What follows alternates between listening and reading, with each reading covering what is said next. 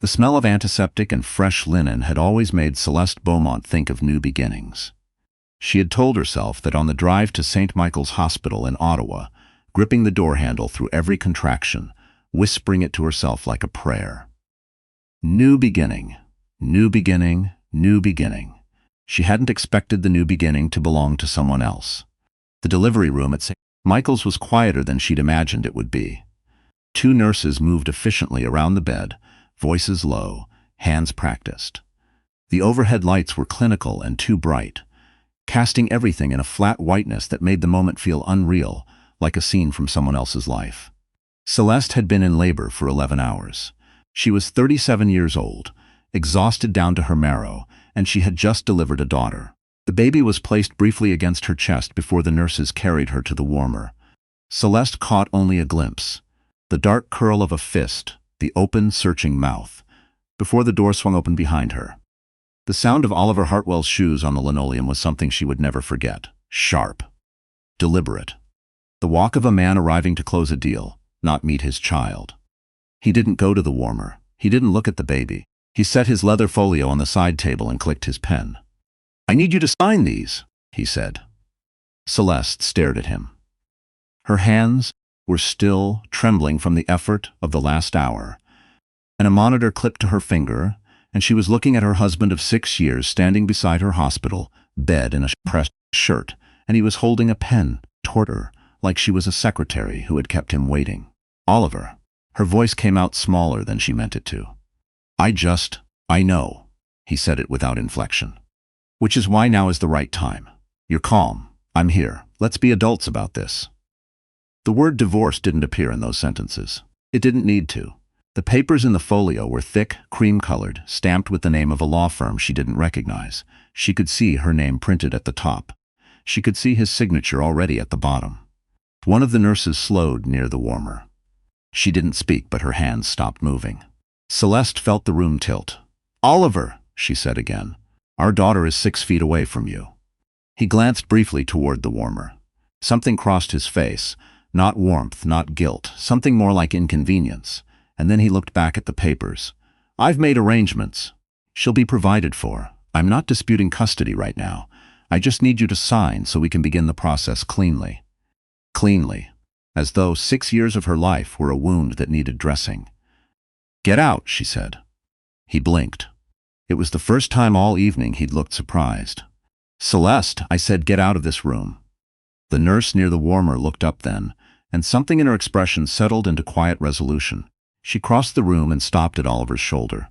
Her name badge read Teresa, and she had the bearing of a woman who had escorted a great many men out of rooms they had no business being in.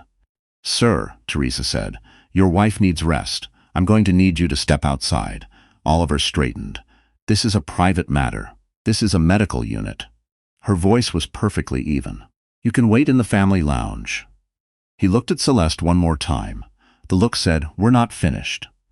Then he gathered his folio and walked out, and the door swung shut behind him with a click that echoed. Teresa came to stand beside the bed. She didn't say anything right away. She adjusted the blanket at Celeste's feet and checked the monitor readings, and then sat in the chair beside her with the quiet ease of someone who had learned long ago that presence was worth more than words. "He planned this," Celeste said. She wasn't crying. She didn't understand why she wasn't crying. "He planned this for tonight. Some people," Teresa said carefully, "mistake a woman's exhaustion for weakness." From across the room the baby made a sound. Not quite a cry, more a small declaration, a signal that she was there and would be known. Celeste felt it move through her like a current. She asked to hold her. Teresa helped her, transferring the small warm weight into the cradle of her arms, and for a moment everything in the room went very still. Her daughter had Oliver's dark hair and Celeste's own forehead, and she was the most real thing Celeste had ever seen. She was trying to memorize her daughter's face when Teresa leaned forward slightly. "Mrs. Hartwell," she said, voice lowered, "I don't want to alarm you, but before your husband left, I heard him speaking on his phone in the hallway." Celeste looked up. "He said." Teresa paused, as though weighing the words carefully. "He said he'd be back before midnight, and that it would be handled." Celeste held her daughter a little tighter. She didn't know yet that a car had just pulled into the St. Michael's parking garage.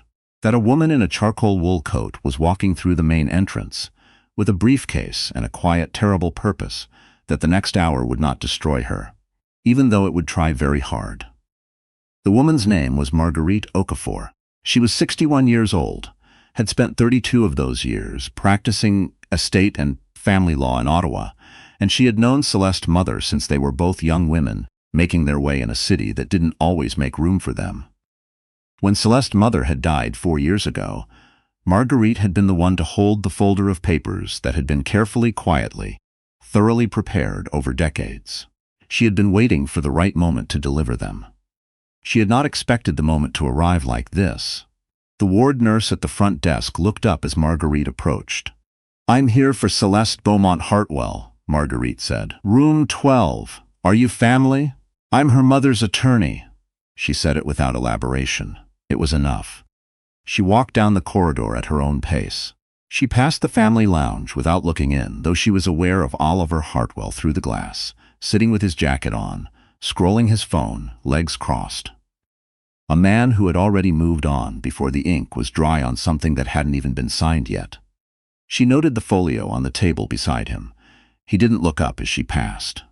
Room 12 was quiet when Marguerite entered.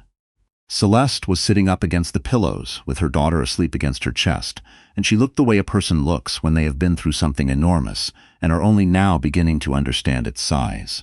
Marguerite had seen that look many times. It never got easier. "Celeste," she said. Celeste looked up. Her eyes went wide. "Marguerite, what are you?" She stopped. "My mother." "Your mother," Marguerite confirmed. She set the briefcase on the chair beside the bed and sat on the edge of the next one.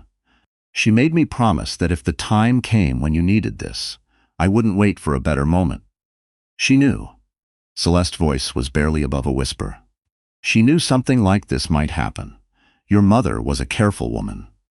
Marguerite opened the briefcase. Inside were several folders sealed with the crest of a law firm that had existed in Ottawa since before Celeste was born. She built protections, not because she didn't trust your judgment, because she knew that love sometimes asks us to trust people who haven't earned it yet. Celeste swallowed. "Oliver said I'd have nothing. He said the house, the accounts, everything is in the company name. He said I'd walk away with the clothes on my back." Marguerite opened the first folder and turned it so Celeste could see. "Your mother purchased a half interest in the Beaumont property holdings in 1991. She placed it in a family trust in 2003. When she passed, the trust transferred entirely to you." She turned the next page. "The Glebe House, the property in the Gatineau Hills, the 2 commercial lots on Bank Street, none of it has ever appeared in any document bearing Oliver Hartwell's name." Celeste stared at the pages. Her daughter stirred against her, and she tightened her hold by instinct. "He doesn't know," she said. "He doesn't know." Marguerite's expression was composed, but her eyes were sharp. Men like Oliver tend to be very certain about what belongs to them. It's their greatest vulnerability. The door opened without a knock. Oliver stood in the frame. He had the folio under his arm, and he looked at Marguerite the way he looked at everything that complicated his plans, with a flat, cold irritation he didn't bother to conceal. "What is this?" he said. Marguerite didn't stand. "Good evening, Oliver. I didn't ask for lawyers." "No," Marguerite said. "You brought your own. I'm here for your wife." Oliver stepped into the room. "Celeste, whatever she's told you." "She hasn't told me anything yet," Celeste said. Her voice had changed. It was steadier than it had been 20 minutes ago, quieter in the way that very deep water is quiet. "But I'd like you to leave so she can finish." Oliver's jaw tightened. He turned to Marguerite. "She's exhausted and emotional. Anything she agrees to tonight isn't what we're here to discuss," Marguerite said. She reached into the briefcase and produced a second folder, this one with the trust summary on top. She held it out toward him. "I thought you might like to read this." Oliver took it. He opened the first page with the confidence of a man who expected to be bored. He read the first paragraph, then the second.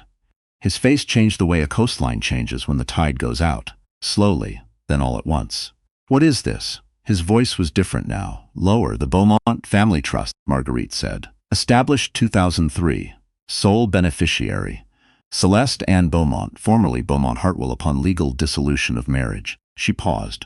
The Glebe house alone sits on 4 lots. The Gatineau property is 42 acres. The Bank Street holdings generate approximately... Stop. Oliver set the folder on the bed as though it had burned him. This can't be right. She never told me. She wasn't obligated to. Marguerite's voice was even. Premarital assets held in trust carry no disclosure requirement under Ontario family law, which your own lawyer should have advised you of before you drafted those. She nodded toward his folio. Oliver looked at Celeste. Something moved across his face that might have been the beginning of remorse, but it didn't reach his eyes. Celeste, we can renegotiate. I never meant. You handed me divorce papers while I was still in stirrups, Celeste said. I think we both know what you meant. The baby woke then, a small, indignant sound that cut through the room cleanly. Celeste looked down at her daughter and did not look back up at her husband. Oliver was still standing there, his folio under his arm and the trust document open on the bed, when the door opened again and a man stepped into the room. His name was Theodore Adeyemi Park, and he was the kind of man who entered rooms as though he'd been expected. 45, broad-shouldered, in a navy coat dusted with November sleet. He was a private legal advisor who had worked alongside Marguerite for 11 years and had known the Beaumont file for most of them. Sorry I'm late, he said to Marguerite. Then to Celeste. How are you doing? She's been better, Celeste said, and there was the first dry edge of dark humor in her voice, which Marguerite recognized as a good sign. Oliver turned on Theodore. Who the hell are you? Co-counsel on the Beaumont Trust. He produced his card, though he didn't offer it warmly. And the person who'll be filing the emergency injunction if you don't stop trying to pressure a woman 12 hours post-delivery into signing documents she hasn't had legal counsel review. Oliver's face reddened.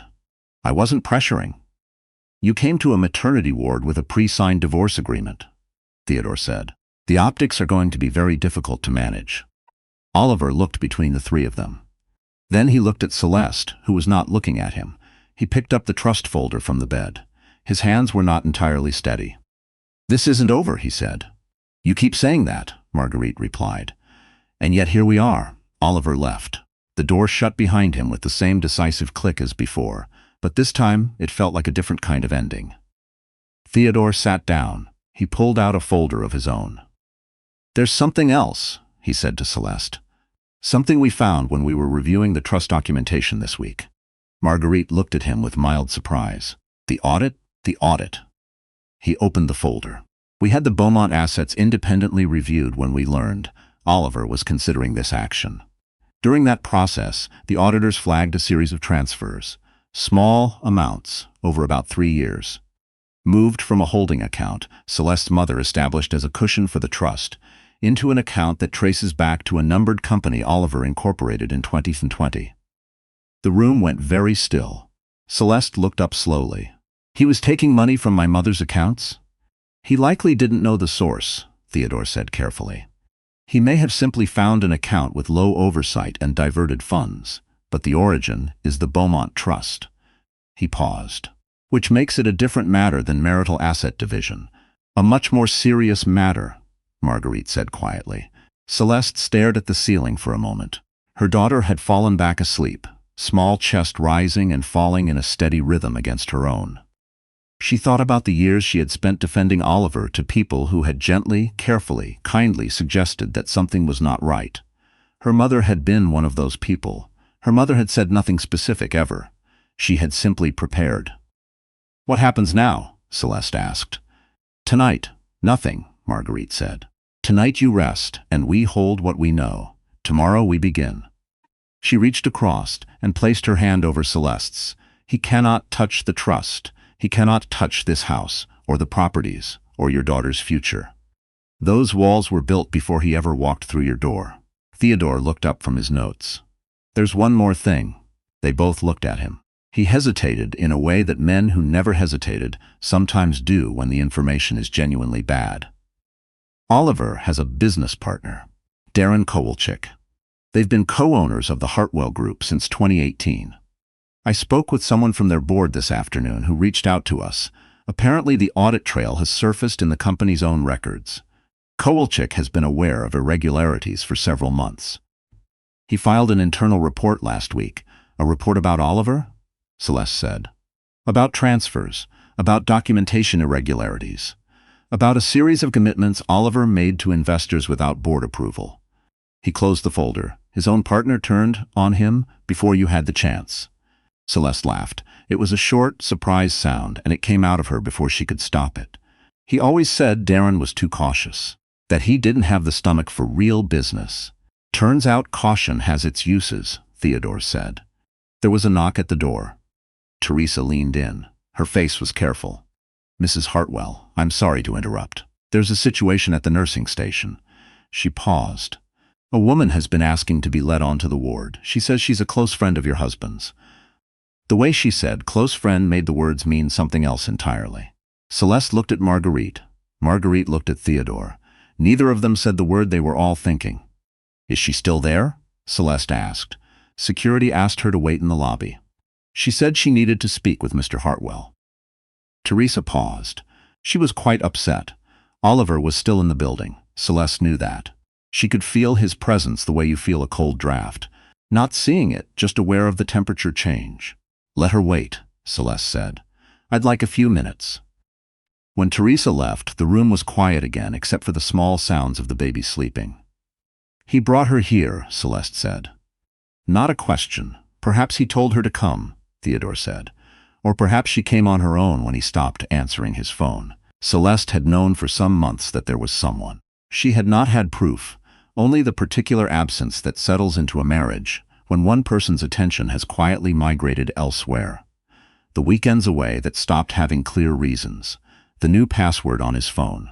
The way he had stopped arguing with her about small things, which had frightened her more than the arguments ever had, because indifference is heavier than anger. What's her name? She asked. Theodore glanced at his folder. The guard noted she gave her name as Sable Hurst. The name meant nothing to Celeste. Perhaps that was the worst part, that the person Oliver had chosen to replace her with was someone she had never even encountered. Someone who existed entirely outside the life they had built together. A stranger to the dinner parties, and the Sunday mornings, and the drive to St. Michael's where she had gripped the door handle and whispered new beginning to herself like a prayer. Downstairs, in the lobby of St. Michael's Hospital, Sable Hurst was sitting on a bench near the information desk, with her coat pulled tight around her, and her phone screen going dark every 60 seconds, because she kept forgetting to look at it. She was 29. She had met Oliver at a conference in Montreal 14 months ago, and she had believed with the full sincerity of someone who had not yet learned better, every single thing he had told her. He had told her the marriage was over in everything but paperwork. He had told her Celeste had checked out years ago, that they were roommates at best, that he'd been waiting for the right time. He had told her that after tonight, everything would be simple. He had not answered her last 4 calls. When Marguerite walked into the lobby 40 minutes later, Sable looked up with the desperate hope of someone who will accept help from any direction it comes. Marguerite sat down beside her without being invited and set her briefcase across her knees. My name is Marguerite Okafor, she said. I'm the family attorney for Celeste Beaumont. I'm not here to be unkind to you, but I think you deserve to know some things. Sable stared at her. Is the baby okay? The baby is healthy, Marguerite said, and so is Celeste. No thanks to the evening she's had. Sable swallowed. Oliver said, I know what Oliver said. Marguerite's voice was not without sympathy. He's very good at saying things. He said the marriage was finished, that she had nothing, that after tonight you'd all have a clean start. Sable's chin dipped, a small, involuntary movement. The house he took you to see last spring, Marguerite continued. The property he said he was planning to renovate. Sable looked up. That house belongs to Celeste, Marguerite said. It has never appeared in any document with Oliver's name. Neither has the property in the Gatineau Hills. Neither have the Bank Street holdings.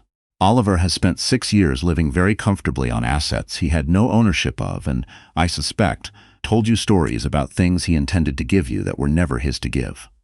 Sable's face had gone very still. The kind of stillness that precedes something breaking. He told me, she said. Her voice was barely audible. He said that once the divorce was done he was so specific.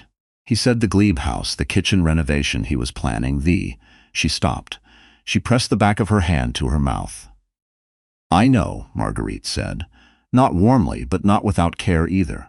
And I think part of you may have suspected that some of it didn't add up. But you're not the first person he's told a convincing story to. She paused. There are also some financial irregularities that his own company has flagged, which means whatever plans he had for the future are going to be considerably more complicated than he told you. Sable was very quiet for a long time. Then she said, I have text messages. Marguerite waited. He made me sign something last month. He said it was just to protect us both, eh? I don't know what it was. I didn't have a lawyer look at it. He said I didn't need one.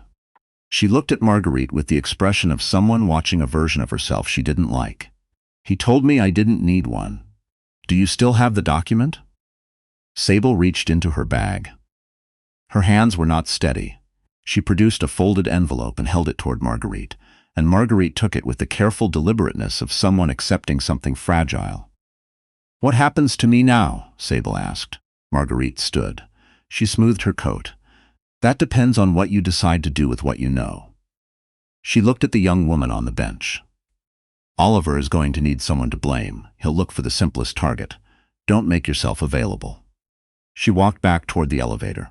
Behind her, Sable sat alone with her hands in her lap, and the particular expression of someone who has just been told the truth about a story they've been living in for over a year. Upstairs, Celeste had her daughter in her arms again. Theodore had stepped into the hallway to make calls. The room was quiet in the specific way that rooms get quiet when everyone in them is thinking very hard about what comes next. She had named the baby in her head on the drive to the hospital. She had not told Oliver because she had wanted to tell him in the room, in the moment, as a shared thing. She understood now that there was no shared thing. There hadn't been for longer than she wanted to admit. Hazel, she said aloud. The name settled into the air of the room. Her name is Hazel. The door opened, and Theodore stepped back in with the expression of someone carrying news that is both good and complicated. Darren Kowalczyk just called. The board of the Hartwell Group has voted to suspend Oliver's executive authority pending the financial review. Effective as of an hour ago, he paused. He doesn't know yet. Celeste looked at him. Also, Theodore continued, the woman downstairs. She's agreed to provide a full statement. Marguerite is getting it documented now. Celeste nodded slowly. She looked down at Hazel, who was awake now, dark eyes open, taking in the ceiling of the room with the grave seriousness of someone encountering something extraordinary for the first time. He's going to come back up here, Celeste said. He is, Theodore agreed. I'd like to be the one to tell him. Theodore looked at her for a moment. Then he nodded. Oliver returned 20 minutes later. He had the controlled energy of a man who had been pacing the hallway, who had been making calls that weren't answered, who had felt the ground shift under him without fully understanding yet how far the drop was. He pushed the door open without knocking. Celeste was sitting up with Hazel in her arms. Theodore stood to the left of the bed. Marguerite had returned and stood to the right. Oliver looked at the configuration and understood, even before anyone spoke, that he had walked into the wrong room. Celeste, he said. Your board voted tonight, she said. Her voice was calm, unhurried, the voice of someone who has spent the last 2 hours deciding what kind of person she intends to be. Darren filed the internal report last week, the financial irregularities. She watched his face. You didn't think he would. Oliver's mouth opened, closed. The transfers from the holding account, she continued. Theodore has the audit documentation. Marguerite has the trust documents, and Sable Hurst has agreed to provide a full statement about the confidentiality agreement you had her sign without legal counsel. Oliver's voice came out lower than usual. You don't know what you're talking about. I think I do, Celeste said. I think I know more than I did this time yesterday, and I think you came here tonight because you believed I had nothing. That I was someone you could hand papers to while I was exhausted and frightened, and I'd sign because I didn't know there was another option. She looked at him steadily. That was your mistake. Oliver stepped forward. Celeste, listen to me. You need to leave, Theodore said, not loudly, not aggressively. The tone of someone stating something that has already been decided. Oliver turned on him. She's my wife. She's your legal equal, Marguerite said. And this is a private medical room. You have no standing to be here. I'll have you both disbarred, Oliver said. His voice cracked slightly at the end. I'll file a complaint. Oliver. Celeste said his name and he stopped. You came here tonight to end this marriage. I want you to know I accept that. I do. But the way you chose to do it. She looked down at Hazel for a moment, then back at him. I'm going to carry that, and so is she. And someday you'll have to find a way to live with having been the kind of person who did this. Oliver stood in the doorway for a long moment. His folio was under his arm. His posture was still perfect. But something behind his eyes had gone out. The certainty. The sense of being the kind of man who always wins. It had left him standing there in the fluorescent light of room 12, looking ordinary. He left without another word. The door swung shut. Hazel made a small sound, and Celeste laughed quietly, surprising herself. She agrees, Teresa said from the corner, and she was smiling. 3 days later, the sky over Ottawa had the pale, washed quality of early winter. That specific light that makes the city feel like it's holding its breath before the snow. Celeste drove herself home from the hospital. Theodore had offered to send a car. Marguerite had offered to come. She'd said no to both. She wanted the drive. She turned onto the street in the glebe and pulled up in front of the house she had lived in for 6 years. The house Oliver had talked about renovating. The house that had always, in every document that mattered, belonged to her mother and then to her. There was a box on the porch. She would find out later it contained the items Oliver had removed from his home office in the previous 48 hours. She would find out that his attempt to reconstruct the financial narrative had been identified by the board's legal team within hours. She would find out that Sable's statement, combined with the audit trail, had produced consequences that went beyond employment. But that was later. Right now, she sat in the car for a moment with Hazel in the back seat, both of them quiet, the engine ticking as it cooled.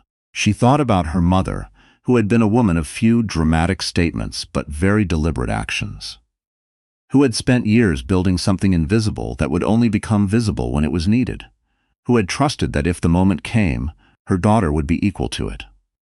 Celeste got out of the car. She unbuckled Hazel from the infant seat and held her against her chest, the baby's weight solid and warm and real. She climbed the porch steps. She unlocked the front door. The house smelled of old wood and the particular cold of rooms that have been closed for a few days. She walked through to the kitchen and stood at the window that looked out over the back garden, the bare November trees, the frost on the flagstone. There would be things to do, legal things, financial things, the slow and unglamorous work of rebuilding a life that had been interrupted. There would be hard days. There would be moments she would not handle with any particular grace. That was all ahead of her, and she knew it. But Hazel was awake and looking at her with those new, unguarded eyes, and Celeste felt something settle in her chest like the first snowfall, heavy, quiet, covering everything.